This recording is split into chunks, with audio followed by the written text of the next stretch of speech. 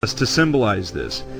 The headdress is a representation of his crown chakra being wide open.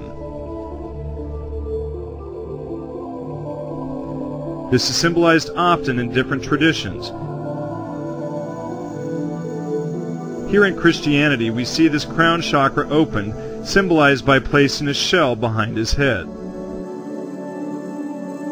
In the story of the Pentecost, the Holy Spirit comes down onto man and rests over the heads of the people in the temple. The Holy Spirit, represented as a flame, is symbolic of crown chakra illumination. DMT is the most psychedelic substance known to man, and it is produced naturally in our bodies.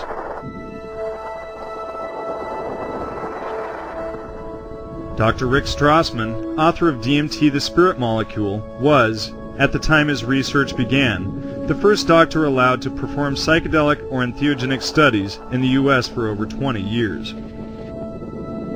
With intravenous DMT injection, Strassman was able to recreate, unintentionally of course, the alien abduction experience, as well as many levels of out-of-body and religious experiences in the clinical setting.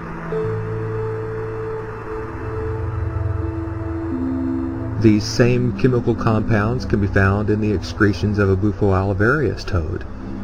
These excretions were dried and then smoked, and the effects were extremely psychedelic. And then there is ayahuasca. This is a brew made from a combination of two plants found in the Amazon.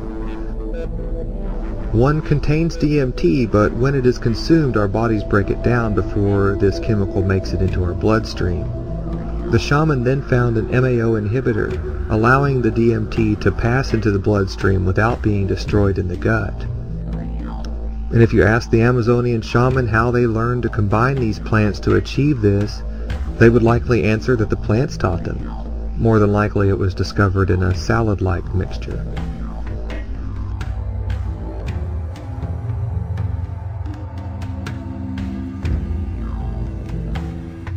Four LSD-like compounds exist naturally in the human brain. This is from the Boston Globe.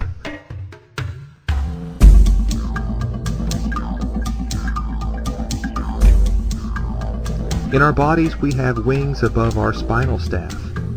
This darkened area looking like wings is the ventricle system of the brain.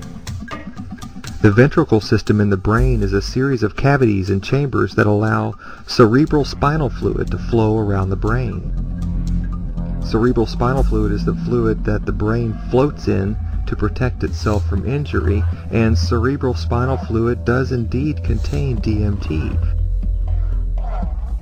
In Egyptian mythology, the eye of Horus was pulled or plucked from the head of Horus by his brother Set. Now we can begin to understand from where this symbol of the Eye of Horus came. It is literally the third eye system inside the human brain. The one eye of Horus represents internal vision. And this internal vision, or this internal third eye, is opened by these mystifying substances found within the mushrooms and within these naturally occurring chemicals within our brains. This visual symbolic representation has an actual purpose, and that's why it is portrayed in such a particular way.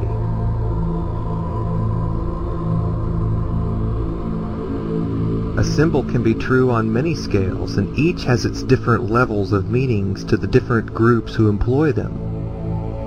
You could consider a simple triangle, and the many degrees of understanding that this particular simple symbol can hold. With keys like this, you can unlock the most elaborate alchemical artwork and decipher its meaning. And through this natural progression, it would make sense to create a character or a deity full of characteristics that represent greater things than the symbol itself.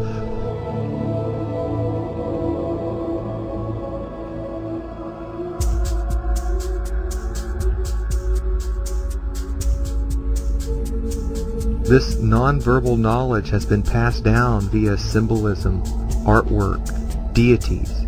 It's been written in the stars, and hidden in plain sight. And all of it is there just waiting for us to come along and claim ownership to our inheritance.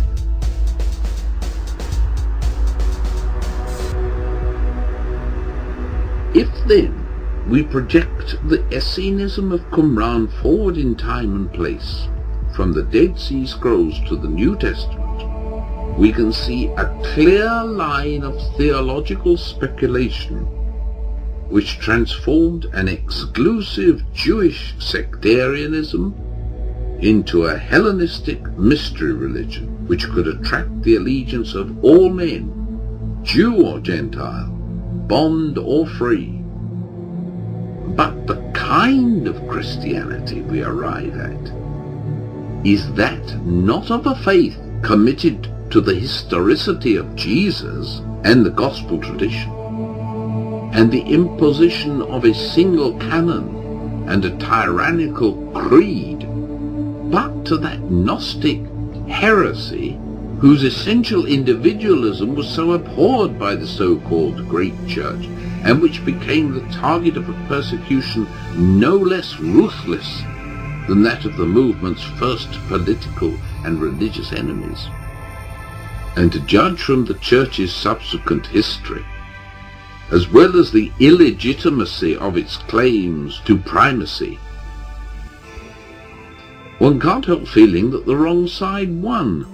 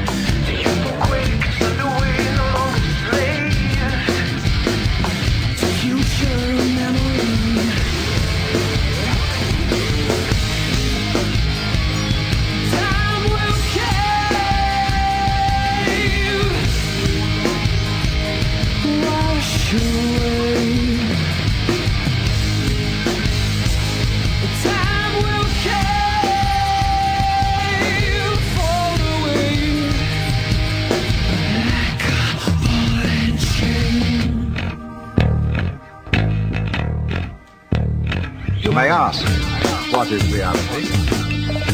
The real world?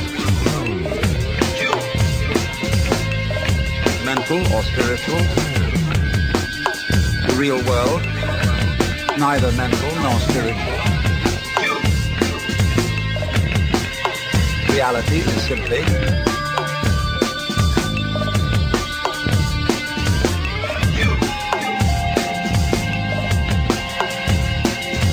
you.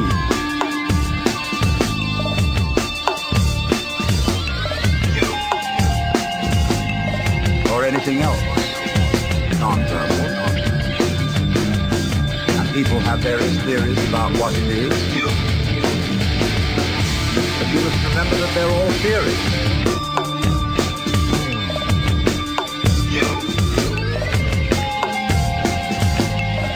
Your ego image can only count. wake from my dream in the